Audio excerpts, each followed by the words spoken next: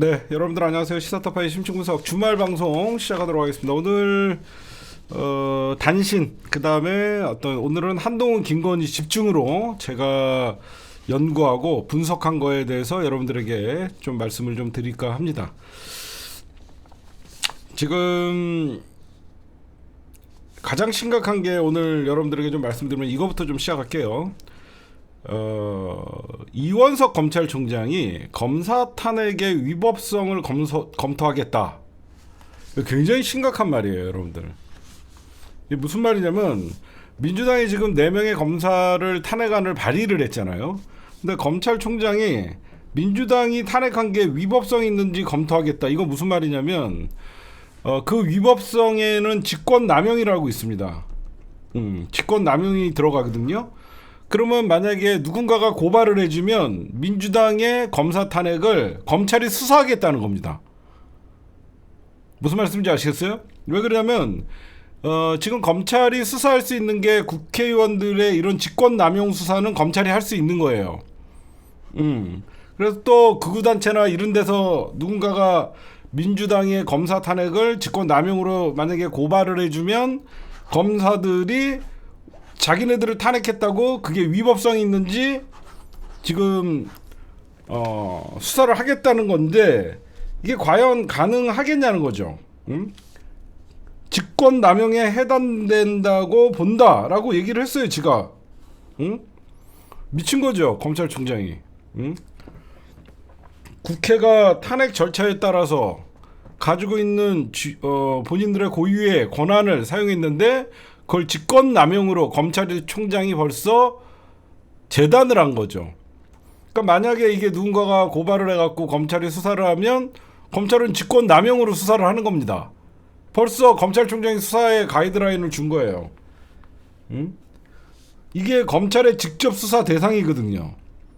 직권남용은 검찰이 직접 수사의 대상이 되기 때문에 미친 겁니다. 그래서 민주당이 이원석 허세 부리지 말고 김건희 수사나 제대로 해라. 왜 검찰이 이 지경이 됐냐? 김건희 수사 지휘부 잘려나가고 교체할 때 찍소리도 못하더니 이원석 검찰총장. 이제 검사 탄핵한다고 하니까 지 이제 임기 얼마 안 남아갖고 차기 검찰총장 후보자 벌써 법무부 장관이 물색하고 있다라고 얘기하니까 정관예우라도 받으려고 하는 건지, 존경받는 검찰 선배가 되고 싶은지. 안 그래요? 김건희 수사 지휘부 다 날아갈 때 찍소리도 못했잖아요. 바보입니다, 바보. 그리고 이원석 총장 검찰총장이라고 부르기도 아깝고, 정말 쪽팔린데 김건희는 왜 수사 안 하는데? 진짜 검찰 공화국 아니라 검찰 독재국가 아니라 그럴까봐 검찰이 어디서 국회가 탄핵을 했는데 일개 공무원 새끼들이 대들고 정신 나간 새끼들. 아휴 진짜. 그 다음에 윤석열이 여러분들 개각을 했죠. 지금 개각을 했는데 환경부 장관이랑 몇몇 문체부 1차관을 지금 바꿨는데요. 이 환경부 장관이 요즘 같은 경우에는 이제 전 세계 흐름에 따라서 환경 분야가 굉장히 중요시하고 있죠. 물론 대통령도 아리백이라는 그런 것들을 모르지만 대통령이 아리백도 모르고 환경에 대해서 모르면 전문가를 환경부 장관에 시켜야 되는데 기재부 출신을 환경부 장관에 앉혔습니다. 지금 정말 김완섭 전 기획재정부 2차관이 환경부 장관이 됐어요. 이 사람은 거의 평생을 기재부에서 살았어요. 근데 무슨 환경 분야의 경험이 전무한 이 사람이 무슨 온실가스 배출량이 감축을 어떻게 하고 뭘 알겠습니까? 환경 문제가 국정 후순위로 밀린 거예요. 그렇죠? 전 세계에서는 환경 문제가 가장 탄소 배출량을 줄이고 국제적인 심각한 문제인데 우리나라는 환경 문제를 전문가에다 시키는 게 아니라 기재부 장관을 기재부 출신의 관료를 앉혀놓으면서 사실상 환경 문제는 뒤로 밀린 거다. 이렇게 여러분들이 좀 볼 수 있고, 여가부 장관은 여전히 공백입니다. 저출산 대책위원회 만들고 생쇼를 하고 별 지랄을 다 해도 가장 여성들의 권리와 뭐 권익을 위해서 싸우고 한부모 가정 그리고 어떤 여성들을 위해서 해야 되는 여가부는 장관을 임명하지 않아요. 앞뒤가 안 맞는 거죠, 얘네들은. 그러다가 지금 문체부 1차관 여러분들 알다시피 장미란 씨였죠. 장미란 씨가 사실상 경질됐는데, 저번에도 제가 잠시 말씀드렸듯이 장미란 씨는 이번에 윤석열 정부에서 영입 인사였죠. 근데 이번 총선에 나가달라고 계속 윤석열 정부에서 얘기를 했는데, 장미란이 총선 나가지 않겠다, 자기는 문체부에 일을 하겠다라고 버티다가 미운 털 박혀갖고 이번에 교체가 됐는데, 이 장미란 자리에 원래는 이용이라는 어떤 윤석열의 그 최측근이 선거에서 떨어지고 보훈 인사로 갈 예정이었는데, 여기저기서 말들이 많으니까 이용 대신 용호성이라는 사람을 차관을 임명을 했어요. 용호성 차관을 임명을 했는데, 이 용호성이 누군지 아십니까? 박근혜 정부에서 블랙리스트를 만들 주도를 했던 자예요. 미친 겁니다. 응? 박근혜 정부에서 블랙리스트 만드는데 주도를 했던 용호성이를 지금 다시 문체부 1차관에다가 앉혔어요. 응? 블랙리스트에 책임 있는 공무원들 처벌하고 징계하고 사과 없이 지금 활개치고 다니고 있습니다. 응? 지금 문화예술계에서 여러분들 알다시피 이명박 정부 때 블랙리스트 책임자로 지목된 사람이 누구예요? 유인촌 아니에요. 유인촌 지금 문화체육부 장관 됐죠. 그때 블랙리스트 만들었던 인간들을 다시 끌어모으는 겁니다, 지금. 응? 나라가 거꾸로 가도 이렇게 한참 거꾸로 갈 수가 없는 거예요. 그 다음에 윤석열 김건희 커플이 또 이번에 미국을 간답니다. 8일에서 윤석열 김건희 커플 들어온 지 얼마나 됐죠? 입국한 지? 방한한 지가 얼마나 됐어요? 윤석열 김건희 커플이 방한한 지가 한 2주 됐나요? 지금 윤석열 김건희 커플이 다시 방한 일정을 마치고 다시 방미를 한대요. 지금 8일에서 11일 동안 8, 9, 10, 11 지금 나토 정상회의에 3년째 참석한다라고 있는데, 아휴 참. 하여튼 오빠 나 답답해, 나 어디 바람이라도 좀 쐬고 싶어, 그러면 나토 회의라도 가실까요? 뭐 이러지 않았을까? 굳이 저 나토 정상회의는 지금 북한과 러시아와 이렇게 밀착돼 있고, 사실상 중국도 이렇게 나토 정상회의 이런 거는 굉장한 거부감이 있는 회의예요. 그 다음에 경찰 수사심의위원회에서 최상병 사건 임성근 전 사단장을 불송치를 했죠. 시간만 졸라게 끌다가 결국은 대통령 뜻에 따라서 대통령 입맛에 맞게 불송치 결정을 했습니다. 이러니까 특검 필요한 거죠. 그쵸? 이러니까 특검 필요한 겁니다. 이미 첫 번째 법사위 청문회에서 임성근 사단장이 얼마나 거짓말을 하고 여기저기서 임성근 사단장을 살리기 위해서 대통령실이 개입됐다는 건 누구보다도 알고, 임성근의 혐의가 증인들에 의해서 드러나고 있는데, 지금 임성근은 불송치인데 이거 걱정하지 마십시오. 왜 걱정 안 해도 되냐면, 임성근 사단장은 여러분들 알다시피 별자리죠. 그쵸? 임성근은 스타예요. 이 스타는 고위공직자죠. 이거는 공수처의 사건이에요. 경찰에서 불송치해도요, 임성근의 무혐의는 공수처에서 수사를 하게 돼 있습니다. 고위공직자예요. 사단장은 스타기 때문에 이거는 경찰이 기록을 공수처로 넘겨서 공수처에서 임성근 사단장의 수사는 이어질 것이고, 이거는 경찰은 사실상 뭐 무혐의 처리해봤자 그게 중요한 건 아닙니다. 근데 하는 짓이, 그러니까 경찰도 믿을 수 없는 존재라는 건 여러분들에게 늘 얘기하고 있잖아요. 그다음에 지금 이제 한동훈이가 이제 어대한 그래갖고 이번 국힘당 전당대회에서 어차피 당대표는 한동훈 이거를 사실상 뒤집기 위해서 뭐 지금 한동훈과 김건희의 문자도 공개되고 이런 일들이 발생하고 있는데 한동훈한테는 좀 청천벽력 같은 지금 소식이 들어오는 게 뭐냐면 한동훈이의 팬클럽 이름이 제가 뭐라 그랬죠? 위드훈이라 그랬죠. 위드훈이라는 팬클럽에 사실상 가입자가 한 8만 명이 넘어요. 지금 8만 7천인가 뭐 이 정도 되는데 이 8만 7천 명에 달하는 사람들이 이번 전당대회에 투표권이 대부분 없어요. 그래서 한동훈이가 굉장히 이게 고심을 할 겁니다. 왜 그러냐면 만약에 84만 명의 당원 중에 한동훈 팬클럽 8만 7천 명이 다 투표권이 만약에 있다라고 하면 굉장히 자기한테 큰 힘이 되겠죠. 왜 그러냐면 국힘당은요 1년 중에 3번 이상 1,000원 이상의 당비를 낸 사람들을 책임당원으로 인정하거든요. 민주당이랑은 좀 달라요.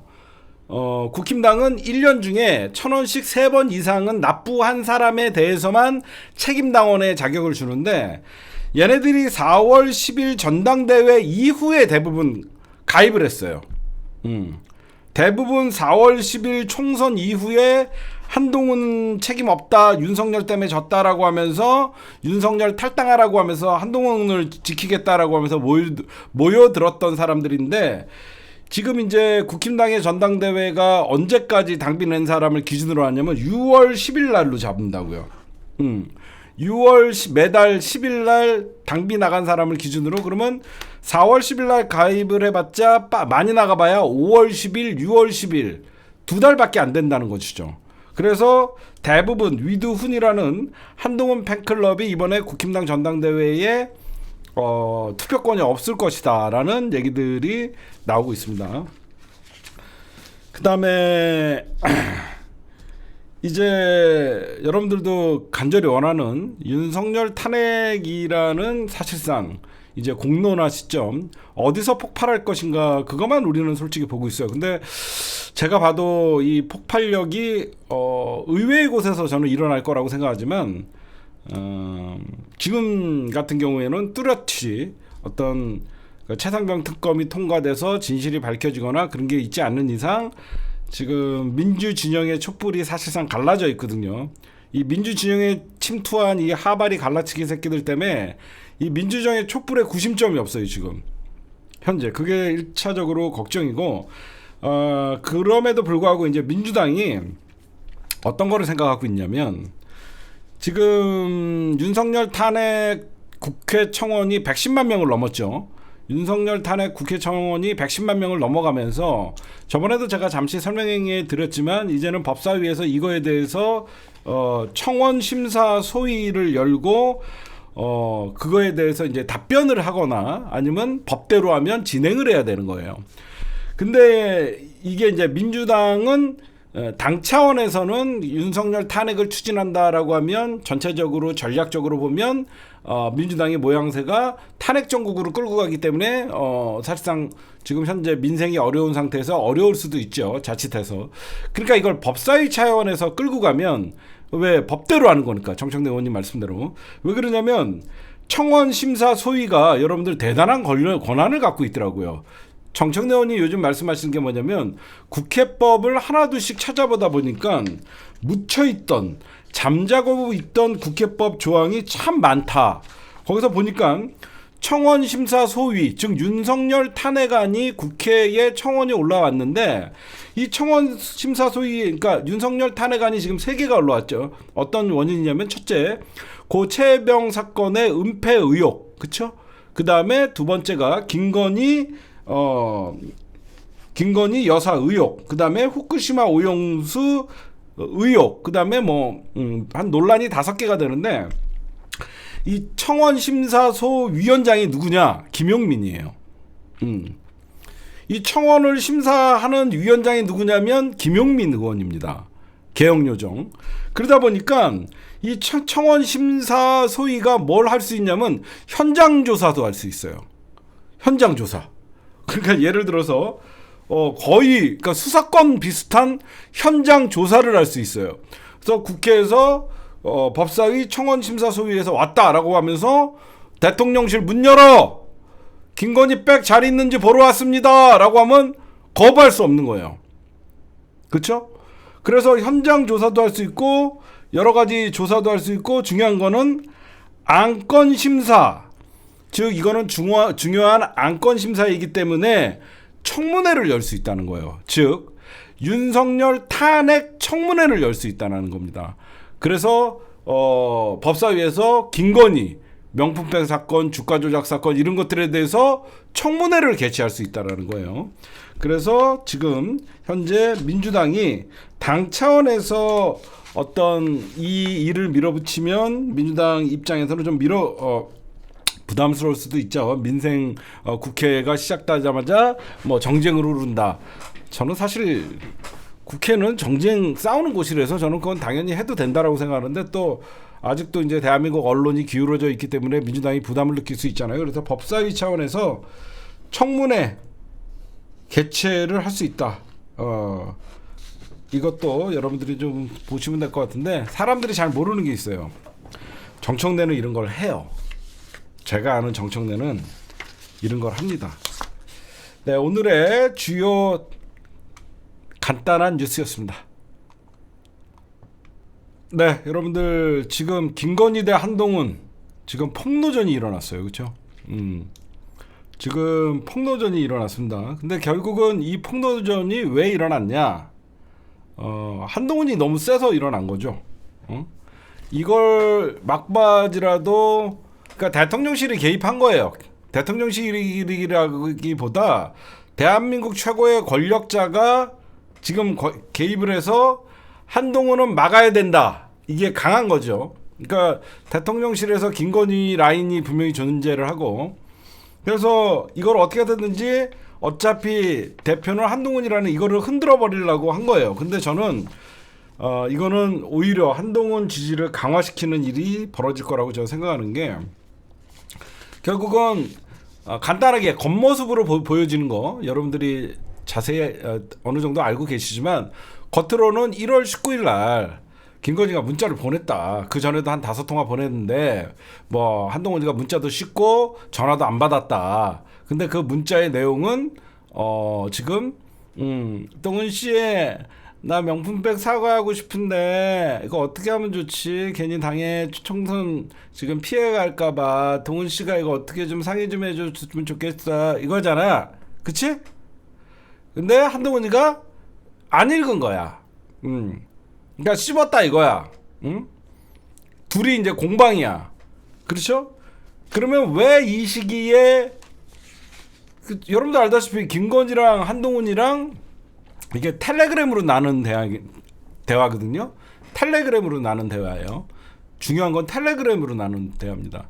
이 텔레그램으로 나눈 대화를 통해서 한동훈이가 씹는 바람에 그 당시에 그 김건희 리스크라고 총선을 강타했던 비올백 리스크를 국힘당이 극복하고 털고 넘어갈 수 있었는데, 그거에 갇혀서 오히려 총선을 참패했다라고 하는 게 지금 원희룡과 나경원, 그다음에 윤상현 다른 후보들과 거기에 이제 친윤 세력들이 한동훈이가 알면서도 김건희는 사과의 의사를 비쳤는데 지가 씹는 바람에 묻고 가다가 그렇게 된 것이다라고 하면서 한동훈 책임론을 그다음에 부각시키기 위한 사실상 하나의 전략이거든요. 제가 보면.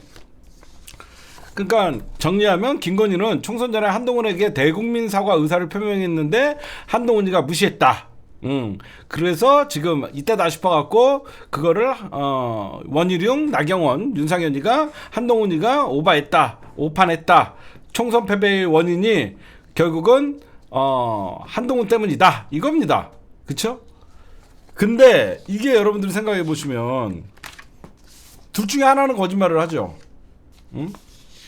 그래놓고 한동훈 사과해야 된다. 그래서 이제 한동훈에게는 총선 패배의 책임을 자꾸 부각시키는 겁니다. 근데 이거는 친윤계가 아마추어라고 보이는 게, 여러분들 아무리 한동훈 책임론을 띄워도 이게 한동훈 책임론으로 돌아갑니까? 응? 많은 국민들은 결국 윤석열 책임이라고 생각을 해요. 그냥 한동훈이는 윤석열의 따까리라고 생각하지 모든 책임은 대통령에게 있다라고 생각합니다. 이거는 제가 보면 친윤의 전략이 실패해요. 그리고 왜 그러냐면 이걸 자세히 보면요, 한동훈이 지금 아니다, 이게 포인트예요. 내가 받은 텔레그램은 오히려 사퇴할 수 없다, 사과하기 힘들다는 내용이었다. 저는 이 점을 주목했어요. 친윤계에서, 즉 CBS 논설위원장에게 김건희가 보낸 거죠. 이거는 한동훈과 김건희가 나눈 대화면, 제가 시사타파 데스크웨이에서도 말씀드렸듯이 두 명밖에 몰라요. 그렇잖아. 한동훈이랑 김건희랑 주고받은 내용을 CBS 논설위원장이 알고 있다? 이거는 CBS 논설위원장이 해킹을 하지 않는 이상 그 둘만의 주고받은 내용을 알 길은 없는데, 이건 누구죠? 제공 김건희. 그쵸? 그렇잖아. 제공 김건희. 김건희가 제공한 거예요. 김건희가 제공한 거를 CBS 논설위원장은 그거를 깐 거고요. 근데 제가 여러분들, 그러니까 김건희는 진보 언론도 자기가 접촉을 하면서 필요할 때는 이용한다. 그때 제가 7시간 녹취록에서 여러분들에게 말씀드렸죠. 그 당시에 서울의 소리의 이명수 기자, 오마이, 그 다음에 CBS, 이쪽은 김건희가 발을 담그고 있다. 제가 여러분들에게 누누이 얘기했습니다. 그쵸? 김건희는 누구죠? 자유총연맹을 위해서 극우 유튜버들도 자기가 컨트롤할 수 있게끔 만들어놨고, 지금 진보 유튜버들도 CBS나 오마이 정도는 자기가 끈이 있는, 사실상 이용하려고 어느 정도 친분을 쌓고 있었다. 그래서 오마이 TV의 모 기자, 그 다음에 CBS 누구도 아직도 카톡을 주고받고 문자를 주고받는 사이가 있다. 제가 거기까지만 말씀드렸어요. 그게 이번에 CBS 논설위원장을 통해서 사실상 이게 공개가 된 거거든요. 그럼 김건희가 제공한 거밖에 더 됩니까? 그러면 여기서 한동훈 측은, 그러니까 CBS 논설위원장이 발표한 그 글과 한동훈이는 저거 아니다라고 얘기했습니다.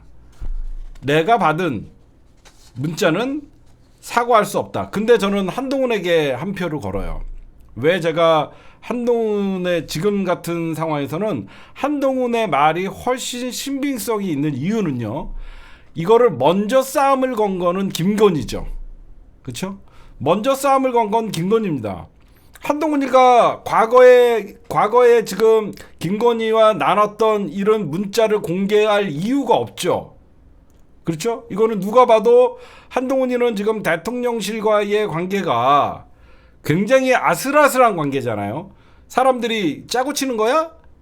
약속 때렸냐? 이렇게 의심하는 사람들도 있고, 진짜 돌아올 수 없는 강을 건넌 사람들도 있고, 사실상 이번 전당대회를 치르면서 친윤의 사실상 압도적인 그 조직력과 그 공격으로 사실상 한동훈이가 대통령과 각을 세우는 모습을 점점점 해나가기 힘든 상황이잖아요. 그렇죠?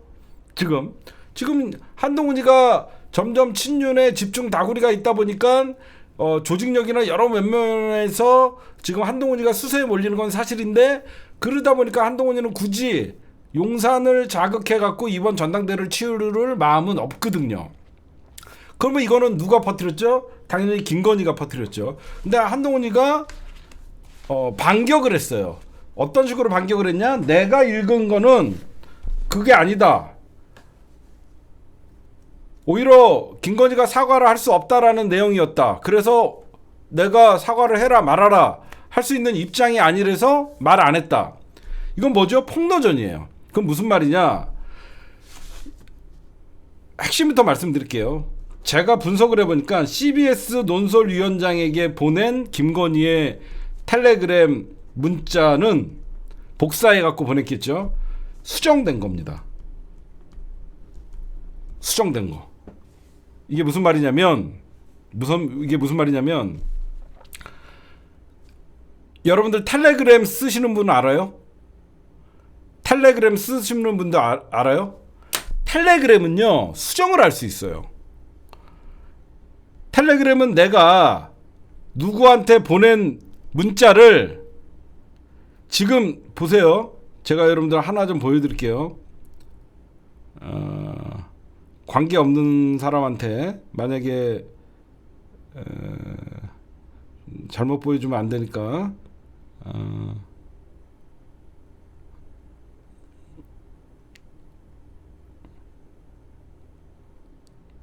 하여튼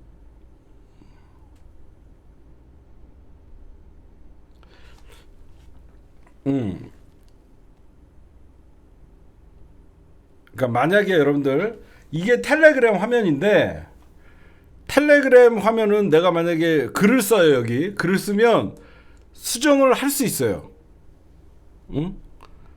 그러니까 내가 기존에 보냈던 그 글을 수정을 해서 기록에 남겨놓을 수 있어요. 카톡은 안 돼요. 카톡은 한번 보내놓으면 그게 수정이 안 되잖아. 근데 텔레그램은 수정이 가능해요. 카톡은 안 돼요.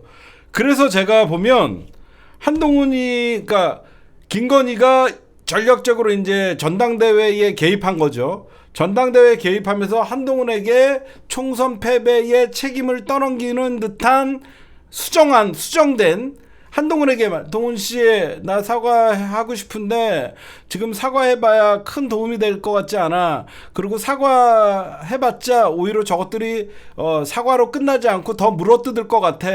동훈 씨가 잘 수습해줘. 만약에 요거였잖아요. 그럼 동훈 씨가 잘 수습해줘 지우고 나 사과하는 것보다는 지금은 총선 때까지는 가만히 있는 게 나을 것 같아. 요것도 지우고 나 지금 명품백 사건에 대해서 지금 어떻게 해야 될지 모르겠어. 사과하는 게 나을까? 사과하는 게 좋겠지? 하면 그까지만 잘라갖고 보내면 CBS 논설위원장은 김건희가 한동훈을 치기 위해서 수정된 것을 보낼 가능성이 많다는 거죠. 그렇죠? 그냥 수정이 돼요. 그런데 한동훈이는 원본을 갖고 있는 거죠. 그날 자기가 받은 원본을 갖고 있는 거죠. 그래서 한동훈이가 원래 여러분들 잘 봐요. 제가 어디서 이제 이게 전면전인데 이 싸움이 시간이 지나면 오히려 김건희나 친윤 쪽이 더 코너에 몰릴 거라고 생각하냐면 한동훈이는 사실상 자기가 먼저 건드리지 않아 갖고 자료를 많이 갖고 있을 거예요. 그 전에 한동훈과 김건희가 5차례 이상의 문자를 주고받았대요. 5차례. 요 문제 말고도 다른 문제들이 있죠. 그 문제는 제가 여러분들에게 말씀드렸던 이건 어디까지나 제 생각입니다. 비례대표 공천에 관한 문제도 있는 거라고 저는 사실상 여기저기 여의도에서 들리는 소리에 김건희가 그 전부터 한동훈과 톡을 나누고 텔레그램으로 하면서 비례대표 공천에 관한 문제에 상의도 하다가 결국은 자기의 문제에 대해서 수정을 한 거죠. 그때 여러분들 분위기 잘 보세요. 19일 날 한동훈이가 김건희가 문자를 보내요. 한동훈이가 씹어요. 근데 그때 분위기가 어땠냐면 대표적인 친윤계로 뽑히는 장해찬이나 여기저기서 강경 친윤파들이 김건희에게 사과를 요구를 하는 목소리들이 뭐 여기저기서 나오니까 그러니까 한동훈이가 국민 눈높이에 맞지 않는다라는 얘기들이 나오자마자 친윤계에서는 반발을 하면서 저들에게 사과를 하면 더한 것을 요구할 것이다 라고 하면서 친윤계는 사과하면 안 된다는 게 강경론이었어요. 그 시기에. 그렇죠? 그 시기에는 친윤계에서는 사과도 아니고 오히려 김건희는 피해자다라고 하면서 대치기 하려고 그랬어요. 그렇죠? 그 당시에는 김건희는 피해자다라고 얘기하면서 대치기를 하려고 그랬습니다. 그랬는데 한동훈이가 자기는 국민의 눈높이에 맞지 않는다라는 얘기를 하고 나서 이제 21일인가 대통령실 그리고 윤재옥 그다음에 이철규 이런 사람들이 한동훈 사퇴를 요구를 했던 거예요. 그 뭐야? 한동훈이가 결국은 김건희의 그쵸? 김건희의 뭐죠? 요구를 다 묵살하고 5번 다 씹은 게 아니라 텔레그램은요 다 보여요. 확인을 안 하게 떠도 어떤 내용인지 다 보여요. 이 순진한 사람아. 텔레그램 기능에는 표시 안 되게끔 하면서도 볼 수 있는 게 있어요. 그래서 이 한동훈이는 그 전부터 여태까지 5번의 텔레그램이 나왔지만 자기는 보지 않았다. 라고 하면서 이제 한동훈이가 전화도 왔는데 씹었다는 거잖아. 그쵸? 근데 여러분들이 여기서 이제 이게 둘이의 이제 진실 공방이 되는 거야. 왜 그러냐면 한동훈이가 이 문제에 있어서 김건희가 누군지는 한동훈이가 제일 잘 알죠. 그렇죠? 한동훈이는 김건희가 대한민국의 국정의 최고의 권력자라는 걸 누구보다도 한동훈이는 알고 있죠. 한동훈 입장에서는 대한민국의 권력자는 김건희다. 그걸 알아요. 근데 이번에 한동훈이를 잡기 위해서 김건희가 사실상 참전한 거잖아요. 근데 웬만하면 전당대회까지는 한동훈이가 입을 다물고 있을 수 있는데 한동훈이가 사실과 다르다라고 하면서 받아쳤죠. 이거는 뭐냐? 니들 한 번만 더 스텝 나오면 한동훈이는 원본을 깔 수 있다라는, 한동훈이가 더 지금 더 많은 증거를 갖고 있다라는 거죠. 응? 김건희가 참전을 해. 한동훈이가 사실은 사과 거부할 뜻이 없었다. 나를 배신자 프레임으로 몰라고 했지만 사실상 그건 아니다. 라고 하면서 지금 여러분들 보면 한동훈이가 무슨 깡으로 지금 김건희까지 참전해서 나를 날리려고 하는데 왜 한동훈이가 들고 있는 게 많죠. 한동훈이가 들고 있는 게 많죠. 한동훈이는 원본을 다 갖고 있잖아. 한동훈이는 다 캡처해놨을 거 아니에요. 왜냐면 그거를 캡처를 안 해놓으면 원본이 바뀌어요. 텔레그램은 다 캡처를 해놨겠죠. 그래서 지금 이제는 폭로전이 된 거예요. 그러니까 한동훈이가 의미심장한 얘기를 하죠. 나는 명품백에 관여된 바도 없고 사과할지 어떨지에 대해서는 순전히 당사자들께서 결정하면 되는 일이다. 내가 사과 여부는 여당 지도부와 상의할 문제가 아니다. 이게 무슨 말이에요? 대놓고 받아버린 거죠. 아니 사과할 마음 있으면 본인들이 사과를 하든가 말든가 대통령실에서 결정을 하지. 그걸 왜 나랑 상의를 하냐? 이렇게 하면서 한동훈이는 지고 있는 게 있죠. 지금. 그래서 지금 더 이상 2차적으로 추가적으로 어떤 김건희의 문자나 녹취가 뭐 이게 나오지가 않고 있는데 지금 결국은 한동훈에게 배신자 프레임, 그 다음에 한동훈에게 결국은 총선 패배의 책임을 사실상 씌우기 위해서 이거 대통령실에서 뭔가 움직인다, 공작을 할 것이다, 그런 예상들이 있었는데 결국 나경원, 원희룡, 한동훈이 김건희 문자 묵살해서 선거 망쳤다, 사과하라, 이지랄 떨잖아요. 기다렸다는 듯이. 이게 다 짜고 치는 건데 이제 오히려 이 문제는 한동훈이가 더 유리해집니다. 진실 공방이 계속 시간이 지나면 이거는 한동훈이가 유리해져요. 왜 그러냐면 사람들이 윤석열, 김건희가 얼마나 부정적인 평가를 받고 있어서 지금 대통령의 지지율이 거의 20%대에 지금 추락해 있고 한동훈이에 대해서는 오히려 윤석열과 갈라서야 된다라고 하면서 국민의힘 지지자들은 지금 어차피 대표는 한동훈이다라고 하면서 지지를 그쪽으로 쏠리고 있는데 계속 이 전당대회를 앞두고 김건희가 보이는 순간 한동훈이가 유리해지죠. 응? 그래서 이게 왜 그러냐면 결국은 김건희가 전당대회를 개입했다는 프레임으로 바뀌어버렸거든. 이게 처음에는 얘네가 노린 프레임은 한동훈이가 김건희는 사과하고 싶었지만 명품백에 대해서 사과하고 싶었지만 한동훈이가 텔레그램을 씹어갖고 사실상 총선 때 김건희 디올백 사건의 문제가 커져서 총선을 졌다, 이렇게 얘기하고 싶은 거야. 그치? 근데 시간이 지나면 지날수록 왜 김건희가 대통령도 아니고 일반 자연인이 선거를 앞둔 목적에서 그것도 개인적으로 텔레그램을 나눴냐, 이 자체가 국정농단이죠. 응? 물론 제가 볼 때는 원희룡 정도는 김건희랑 텔레그램을 할 것 같아요. 제가 생각할 때 나경원은 김건희랑 텔레그램이나 문자나 주고받지 않겠죠. 윤상현도 아니죠. 원희룡은 양평 고속도로 사건을 묻기 위해서라도 원희룡과 수시로 제가 보면 하겠죠.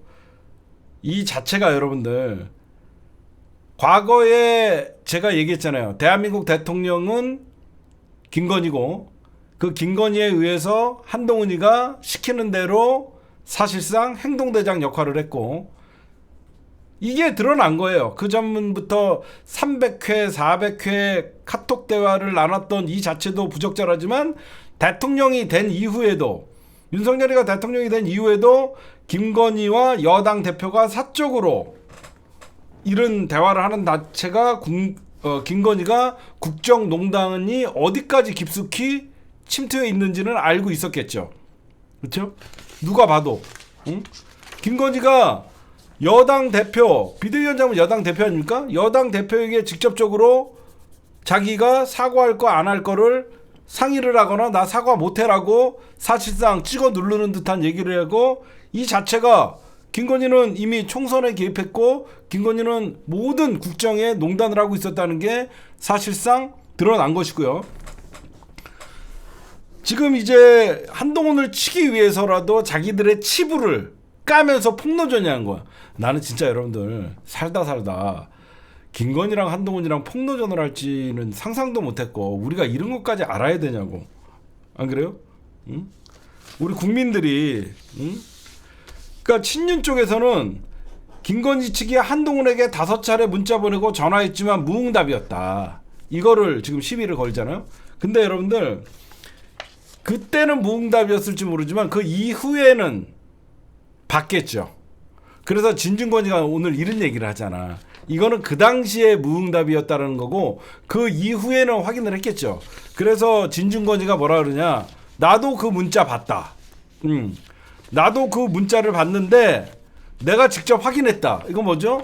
한동훈과 진중권과 김경률은 문자까지도 같이 공유하는 사이예요.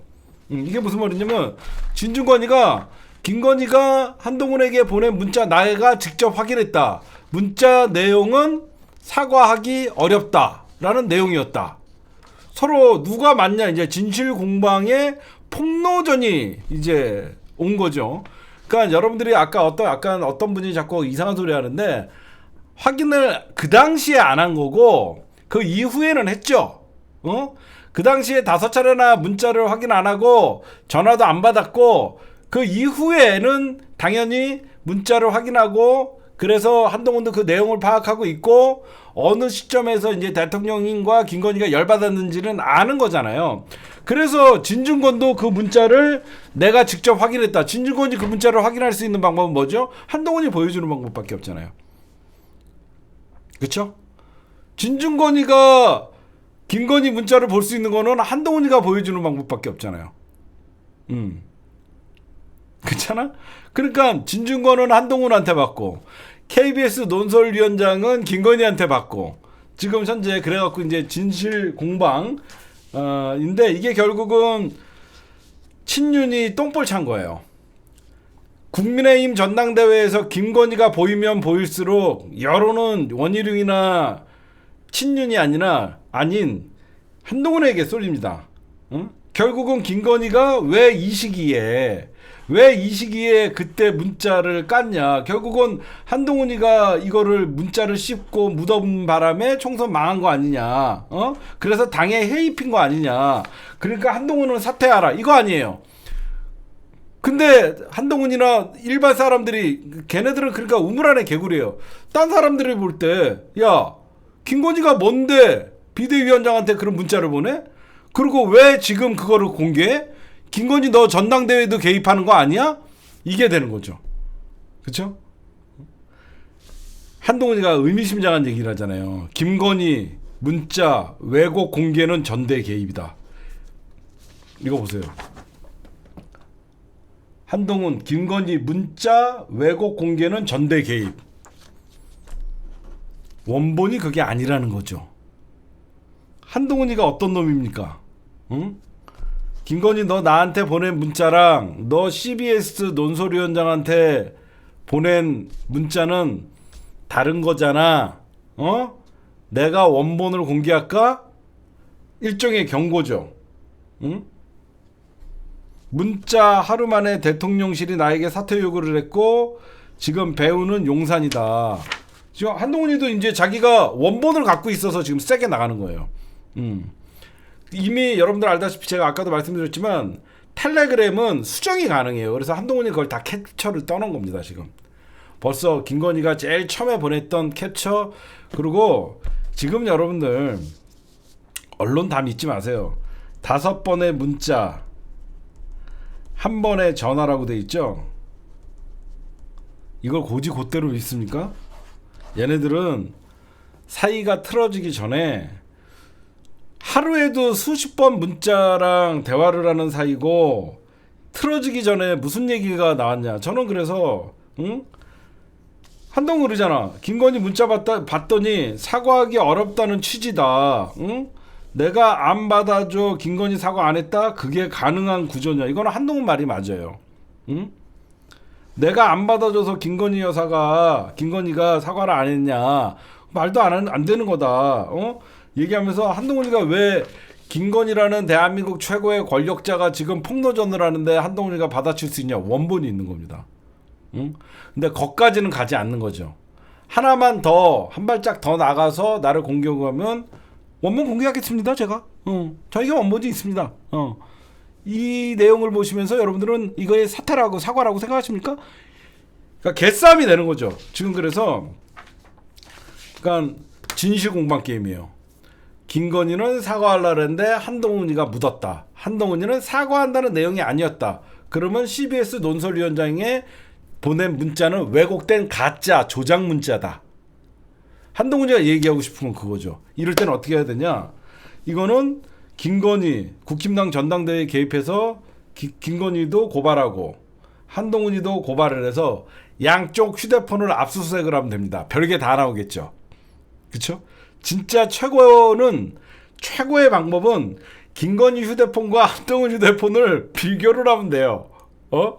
이거는 대놓고 국정농단한 거예요. 그러니까 이게 얘네들이, 그러니까 제가 왜 친윤 세력들이 멍청하다고 얘기하냐면요. 왜 제가 여러분들 친윤 세력들이 멍청하다고 생각하면 한동훈을 죽이기 위해서 김건희의 국정농단을 드러낸 겁니다. 제가 여러분들을 분명하게 말씀드릴게요.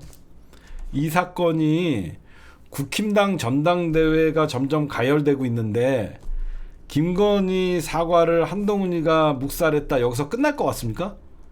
계속 서로 폭로전을 할 거 아닙니까? 누군가를 죽여야 되는. 이미 김건희 측에서 칼을 뽑아갖고 한동훈을 치려고 그랬잖아. 한동훈이는 나는 그래도 방패를 들고 있잖아. 이 새끼가 이걸 막어? 왜곡했다고? 그래? 그러면 저쪽에서는 2차 폭로가 있을 거고 이쪽은 증거가 나올 거고. 그러면 어떻게 되냐. 이 바보들이 진해 전당대회를 하다가 결국은 여러분들이나 나나 지금 기억나는 게 뭐가 있죠? 김건희의 전당대회 개입. 결국은 김건희 국정농단 사건으로 번지는 거예요.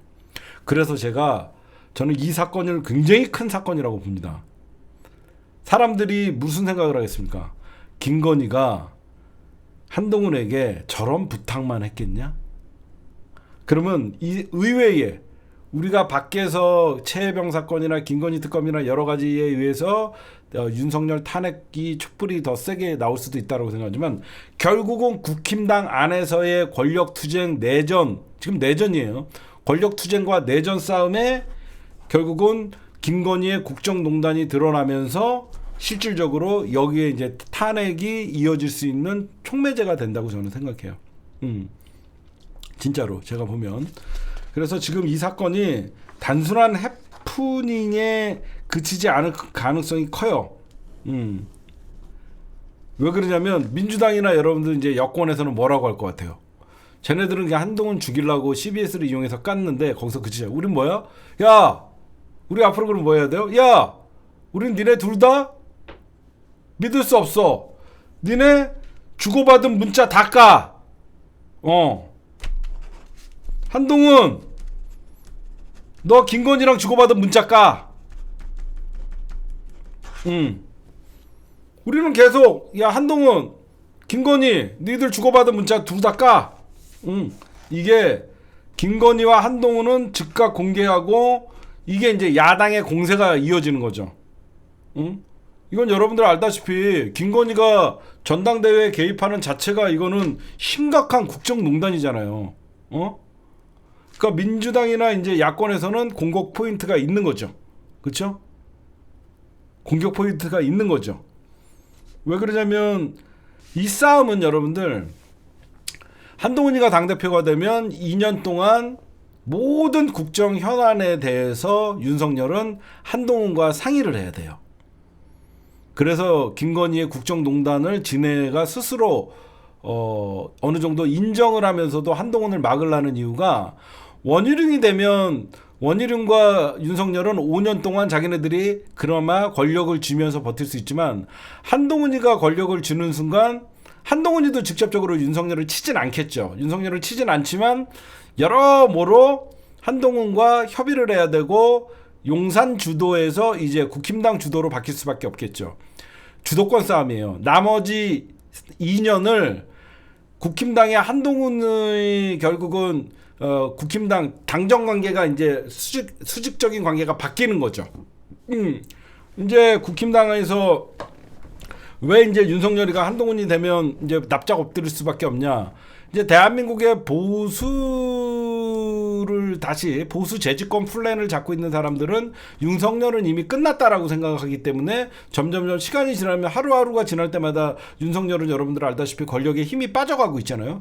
그러면 보수 재건을 위해서는 윤석열과 선긋기를 해야 되고 그러면 국민들이 여론조사나 이런 거 할 때 김건희 특검이나 그 최상병 특검 같은 경우에는 국민들의 찬성률이 높은 것들은 굳이 국힘당에서 거부를 계속하다가는 국힘당은 이제 미래에 권력을 줄 수 없는 그렇게 되다 보니까 그러니까 주도권 싸움이에요. 원희룡을 잡게 해갖고 특검을 재의결까지 다 막아내면서 자기네 스타일대로 5년을 갈 것이냐. 한동훈이가 되는 순간 모든 국힘당의 당대표가 되는 순간 앞으로의 특검뿐만 아니라 국정 운영 방향의 모든 거에 대해서 이제 한동훈과 그 주변 세력들과 사실 친윤은 이제 패족이 되는 것이고 이 싸움을 하는 도중에 김건희나 윤석열이가 저 건방진 새끼라고 했겠죠. 내가 지를 어떻게 이 자리까지 오게 해줬는데, 한동훈 윤석열 입장에서는 그럴 거 아니에요. 김건희 입장에서는 검사에서 진작 옷 벗을 놈을 우리 신랑이 검찰총장 되면서 대검 반부패 부사 대검에 끼워 넣어주고 우리가 정권 잡을 때 법무부 장관 시켜주고 비대위원장 시킬 때까지만 해도 얘네들은 사이가 좋았던 거죠. 그렇죠? 비대위원장 시킬 때까지만 해도 사이가 좋았던 거죠. 그러다 보니까 이제 우리가 너한테 어떻게 했는데 네가 우리한테 이럴 수가 있어. 이거죠 지금. 그래서 한동훈이는 이미 김건희와의 사이가 멀어지면서 끝났고 실질적으로 이제 이게 여러분들 거짓말이 아니라 이제 야당에서 공격이 굉장히 심하게 들어갈 거예요. 얘네들은 지금 전당대회에서 한동훈이 문자를 씹어서 총선을 말아먹었다. 왜 김건희가 지금 전당대회에 개입하냐? 그럼 니네 둘 다 진실 공방을 해? 그럼 니네들 문자 까? 그러면 야당에서는 김건희의 국정농단 이쪽으로 몰고 가면 사실상 쟤네들은 할 말이 없죠. 그리고 누가 봐도 왜 이 시기에 까냐 말도 안 되잖아요. 1월 19일 날 보냈던 문자를 왜 전당대회 이 시기에 그러면 다른 문자는 뭔가 있냐? 니들 이번만 서로 상의했겠어? 아니잖아.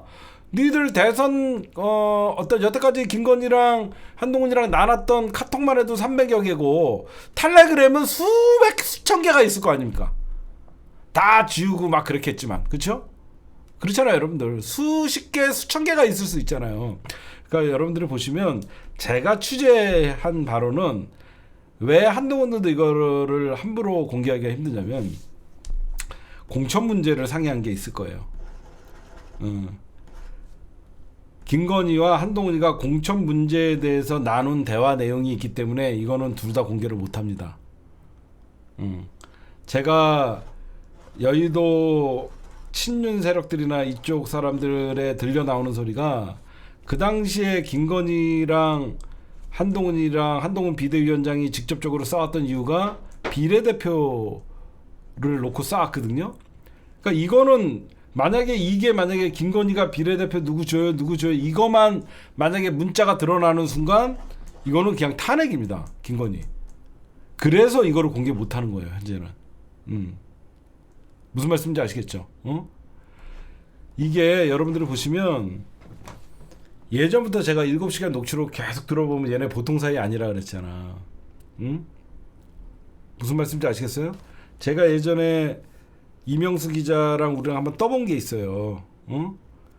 저희가 이명수 기자랑 떠본 게 뭐냐면 이재명 당대표에 대해서 중요한 제보를 할 게 있는데 한동훈 그 당시에 한동훈 검사 연락처 좀 달라 그랬었어요. 7시간 녹취록 들으신 분들 있죠? 한동훈 검사 연락처 좀 달라 그랬더니 김건희가 뭔데? 나한테 줘 그랬어요.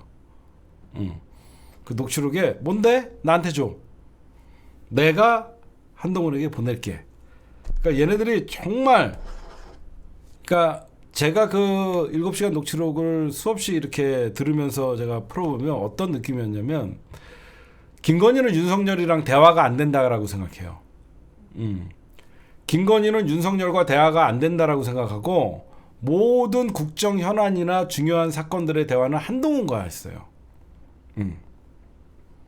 무슨 말씀인지 아시겠어요? 우리 아저씨가 뭘 알아 맨날 이렇게 하면서 윤석열과 김건희는 대화가 안 돼요. 그래서 김건희를 윤석열을 발 밑으로 봐요. 근데 한동훈이랑은 모든 걸 카톡 대화를 나누면서도 중요한 현안이나 수사 이런 것들은 다 상의를 했어요. 그래서 제가 그랬잖아요. 여러분들 자꾸 윤석열 대통령 하는데 여러분들이 생각할 때 풀리지 않는 의문이 있으면 그 자리에다가 김건희 대통령 이렇게 써놓으면 왜 쟤네가 양평 고속도로 문제도 저렇게 막으려고 하고 검사들도 왜 김건희 사건조차 수사 자체를 시작도 못하고 왜 그런지 여러분들이 이해가 갈 것이다. 그래갖고 결국은 한동훈이가 뭔가를 왜 그러면 한동훈과 김건희가 이렇게 수없이 문자, 텔레그램, 카톡 이런 것들을 나눴냐. 한동훈은 나름 지가 브레인이라고 생각해요. 지가 대검에 있을 때도 늘 특수부 기획통이라고 하잖아요. 한동훈은 기획통이라고 생각하는데 이 내용을 윤석열에게 설명하는 자체가 버거울 때가 있겠죠. 그러면 바로 오케이 떨어질 수 있는 가장 빠른 길은 김건희에게 설명하는 거죠. 한동훈은 김건희에게 설명하면 김건희는 오빠 이거 이렇게 해 그러면 동훈아 이거 이렇게 해 이게 되는 겁니다. 여태까지. 여태까지. 그래서 여러분들 보면 이 시기에 그러니까 여러분들 어쩔 때는 나랑 가장 가까운 사람이 배신을 하면 저도 배신 많이 당했잖아요. 나랑 가까운 사람이 배신당하면요 그 인간만은 용서할 수가 없는 게 있는 거예요. 제가 겪어보니까. 지금 바로 김건희 입장에서는 한동훈의 배신을 용서를 할 수가 없는 거예요. 진짜로. 그러니까 김건희 입장에서는 그렇게 가깝게 지내고 그렇게 자기네들이 정권 잡는데 그렇게 일조를 하고 자기네들이 동고동락했다가라고 생각하고 김건희 입장에서는 너를 비대위원장까지 시키고 법무장관한테 우리인데 어떻게 네가 엄청난 김건희 입장에서는 배신감이 있는 거죠. 그래서 자기가 전당대회 개입이니 국정농단이니 이런 소리가 나오더라도 이 어마어마한 한동훈과의 주고받은 내용을 이거는 여러분들 김건희가 한동훈에 대한 증오가 진짜 죽이고 싶을 만큼 증오가 있기 때문에 이게 CBS 논설위원장에 의해서 이게 공개가 되는 겁니다. 안 그랬으면 이거는 절대 공개하면 안 되는 일이죠. 그렇죠? 안 그러면 이건 절대 공개하면 안 되는 내용이죠. 그러니까 절대 김건희는 지금 한동훈 저 새끼는 가만두지 않겠다라는 의중이 깔려서 자기가 한동훈과 나눴던 사실상 거의 7시간 녹취록에 버금가는 국정농단의 내용이 CBS에서 나오게 되는 거죠. 근데 난 궁금한 게 있어요, 여러분들. 두 가지 제가 의문을 제기하는 게 그러면 김건희 측 말이 맞다라고 생각해 봅시다. 자기는 명품백 사과하려고 그랬다. 지금 김건희가 얘기하고 싶은 거는 나는 사과하고 싶었는데 한동훈이가 뭉갰다는 거잖아요. 그러면 여태까지 대통령실에서 얘기한 거는 다 거짓말이잖아. 김건희는 자기 죄를 인정한 거잖아. 응? 김건희는 자기의 죄를 인정을 해서 사과를 한다는 거잖아. 근데 여태까지 대통령실을 어떻게 받아쳤죠? 최재형 목사의 김건희는 오히려 피해자다. 그렇잖아? 김건희는 피해자고 최재형 목사가 스토킹을 했고 주거 침입을 했고 이런 수많은 고소가 무고죄에 해당한다는 거죠. 안 그래요? 자기가 잘못했기 때문에 사과하는 거 아니에요? 지금같이 대통령실의 대응같이 얘네들은 오히려 몰카에 당한 피해자고 얘네들은 주거 침입을 당한 것이고 스토킹을 당한 피해자면 왜 사과를 합니까? 앞뒤가 맞지가 않잖아요. 응? 김건희가 말한 대로 한동훈에게 자기가 사과를 하고 국민들에게 고개를 숙이려고 했으면 자기가 부적절한 행동을 한 걸 인정한 거잖아. 근데 지금 대통령실은 어떤 짓을 하고 있어요? 피해자라고 얘기해요. 앞뒤가 안 맞죠. 첫째. 두 번째. 그러면 김건희 입장에서 보면 총선 때는 사과를 할 의향이 있었다. 만약에 김건희 말대로 총선 때는 자기는 사과할 의향이 있었는데 한동훈이가 씹었다. 왜 총선 끝나고는 사과 못하는데? 응? 왜 총선 끝나고는 사과를 못하는데? 총선용이었다는 거잖아. 그쵸? 한동훈 때문에 명품백 사과를 못했다. 총선 끝난 지가 몇 달인데 왜 지금은 사과를 못하는데? 응?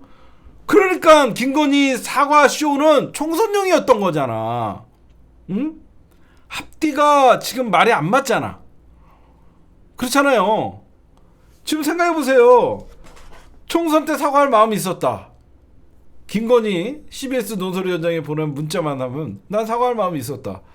한동훈이가 씹었다. 응? 근데 한동훈이는 정반대였다. 그 당시 봐라.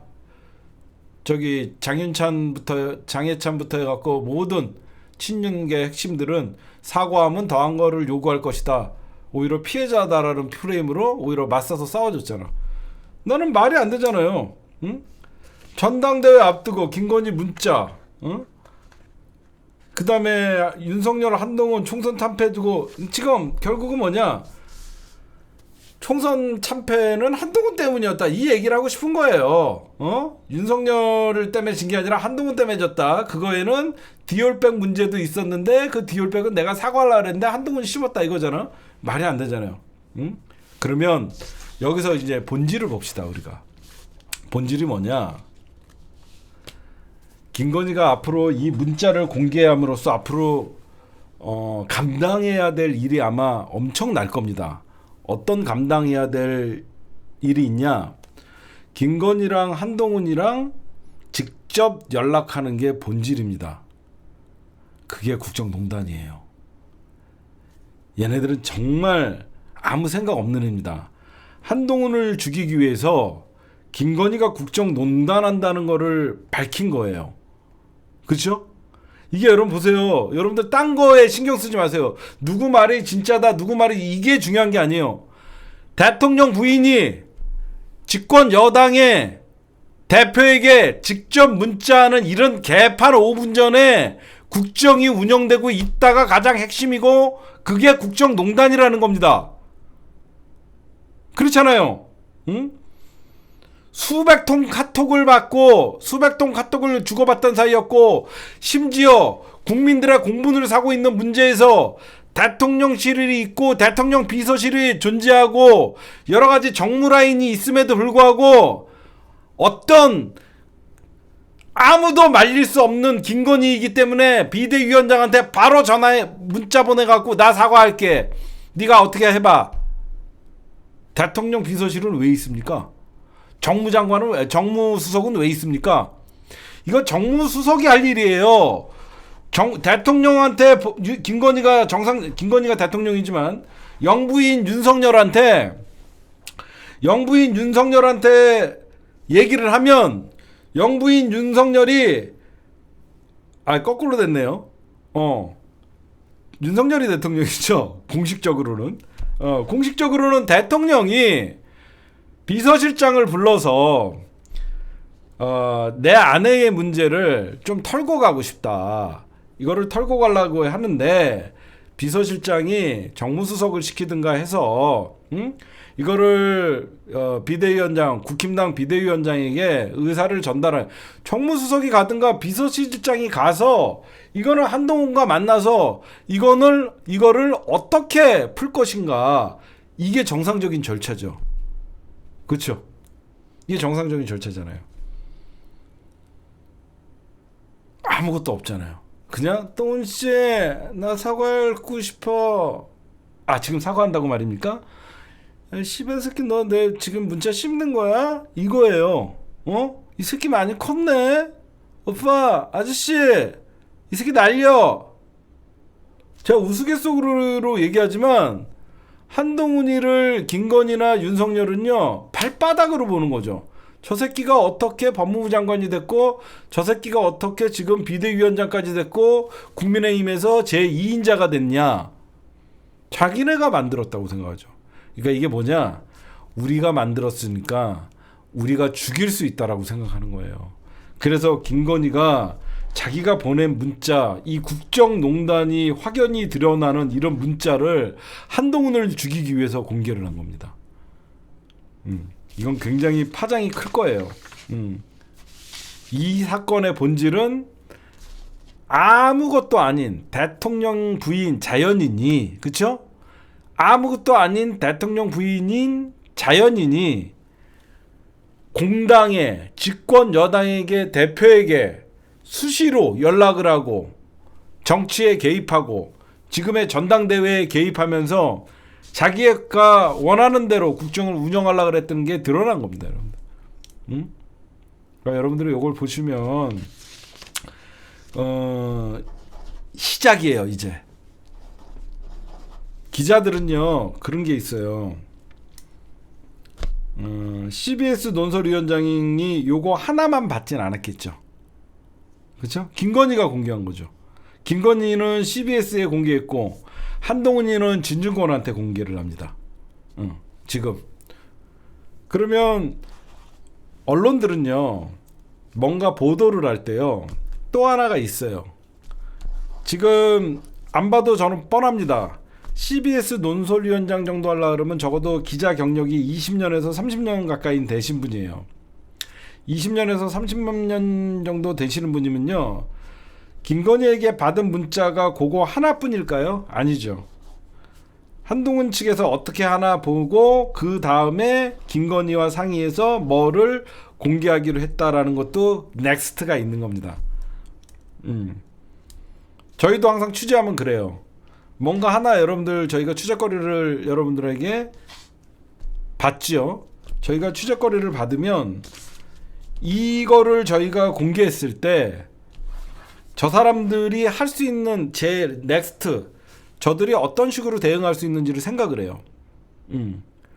우리가 이걸 공개했을 때 저들은 어떻게 대응할 것인가 저희가 봅니다. 그러면 나머지 하나를 숨겨놓죠. 나머지 하나를 숨겨놓죠.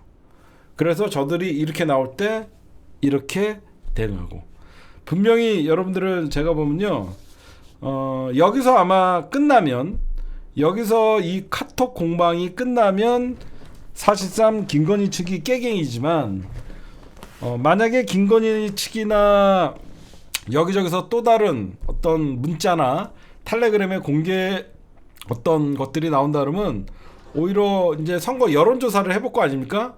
지금 여론조사에 달렸어요. 지금 국힘당행 전당대회를 앞두고 이제 여론조사를 돌려봤을 경우에 그래도 한동훈이가 굉장히 대세론이다라고 하면 제2차 폭로가 나올 수 있는 것이고, 어느 정도 한동훈 어대안이라는 대세론이 꺾였다라고 하면 김건희 측에서는 더 이상 공개 안 하고 오히려 한동훈 측에서 원본을 공개할 수가 있어요. 그래서 이 사건은 양쪽의 진실 공방이 시작은 됐지만 아직 결론이 나지 않았기 때문에 결국은 계속 이어질 수밖에 없습니다. 멸망전. 네, 이거 중요한 건데, 그러니까 영부인과 대통령 부인이라는 여자랑 여당 지도부가 다이렉트로 연락하는 자체가 잘못됐고, 이 자체가 국정농단으로 보여질 수 있고요. 어떻게 보면 김건희를 우리가 제1의 권력자라고 얘기하죠. 그리고 이거는 보면요, 제1 권력자와 제2 권력자가 붙은 싸움이에요. 우리가 계속 대한민국의 대통령은 김건희라고 얘기하잖아. 대한민국의 대통령은 우리가 김건희라고 얘기하잖아요. 김건희 제1 권력자 김건희와 미래의 권력을 꿈꾸고 있는 국힘당의 제2 권력자의 싸움이 벌어진 겁니다. 아마 이 권력 내부 내전, 권력 투쟁, 폭로, 이 폭로 정치가 이제 시작된 것이고, 이렇게 여러분들 제가 왜 이제 어마어마한 것들이 앞으로 나온다고 얘기하냐면, 김건희 측에서 CBS에게 이거는 제공할 수밖에 없었잖아요. 얼마나 다급했으면. 그러니까 한동훈이가 그만큼 현재 전당대회에서 유리한 고지를 접하고 있다라고 우리가 유추할 수 있고, 결국은 이제 이런 권력 투쟁성 폭로전이 이어지면요, 제3자들이 이제 폭로를 하기 시작합니다. 보세요. 나머지 국힘당 전당대회를 앞두고 내가 봤다, 내가 들었다라고 하면서 양측의 폭로전, 또 제3자들의 폭로전들이 이어질 겁니다. 그러면 곧바로 탄핵이니 한 방에 갈 수 있는 시간들이 오는 거예요. 그러니까 여러분들은 이 김건희 문자 뭐 읽고 씹었다, 이게 핵심이 아니에요. 부적절한 대통령 부인과 여당 대표가 부적절한 대화를 이것만 나눴겠냐, 모두 공개하라. 우리는 글로 가야 돼요. 우리가 괜히 쟤네들 싸움에 휘말릴 필요도 없고, 어디서 대통령 부인이 집권 여당의 대표에게 문자를 보내갖고 서로 뭐 상반된 주장을 하고 있는데, 그럼 다 까라. 김건희가 그 정도로 한동훈이가 죽이고 싶은 거죠. 그러니까 어대한 흔들라고 자기의 무리수, 가장 김건희가 지금 여기저기 봐도 가장 무리수를 둔 거죠 지금. 제가 그래서 여러분들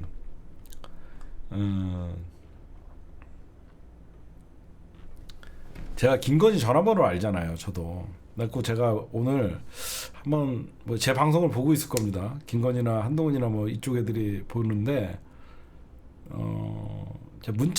제가 텔레그램을 하나 보냈어요. 김건희한테 텔레그램을 하나 보내고 카톡을 하나 보냈어요. 텔레그램 카톡을 보냈는데 확인을 했습니다. 핸드폰만 만지고 있나 봐요. 거짓말이 아니라 제가, 여러분들 알다시피 카톡 보내면 일자 이게 없어지잖아요.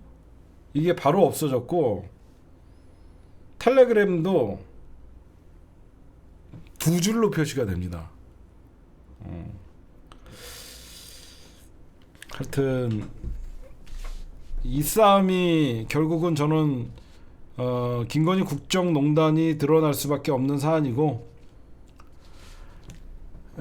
국힘당 전당대회가 한동훈이 되든 안 되든 이거는 이제 끝난 거죠. 그렇죠? 국힘당 한동훈이 되면 진짜 이제 김건희가 대통령실을 과연 어떻게 할 것이냐, 이제 한동훈 특검을 띄울 것이냐, 이제는 개싸움이 시작된 것이죠. 아직 답장은 안 왔죠. 답장 오게끔 해야죠. 그동안 이제 누나야 하면서 이제 잘 해야죠. 누나랑 이제 제2의 7시간 녹취록을 만들어야죠. 누나 나야 하면서 김건희 커플 이제 머리 아프니까 튀는 거예요. 무슨 말씀인지 아시겠죠? 이렇게 전당대회에 개입해놓고 쓱 그동안 어떻게 지내나 보고 튀는 겁니다. 여러분들은 잊지 마세요. 이 사건의 본질은 카톡을 씹어서 총선 참패해서 한동훈의 책임이냐 아니냐, 이거는 지네끼리 싸움이고, 우리는 왜 대통령 부인이 여당의 국정에 개입해서 여당 대표와 다이렉트로 문자를 나누냐, 이 자체가 국정농단이고, 그 어떤 요거만 있었겠냐. 그렇게 편하게 여당 대표가 나눌 사이였으면 그 전에 문자나 그런 것들을 공개해야 된다. 그 자체가 국정농단이다. 그걸 여러분들이 좀 다시 한번 상기해야 될 거라고 생각합니다, 여러분들.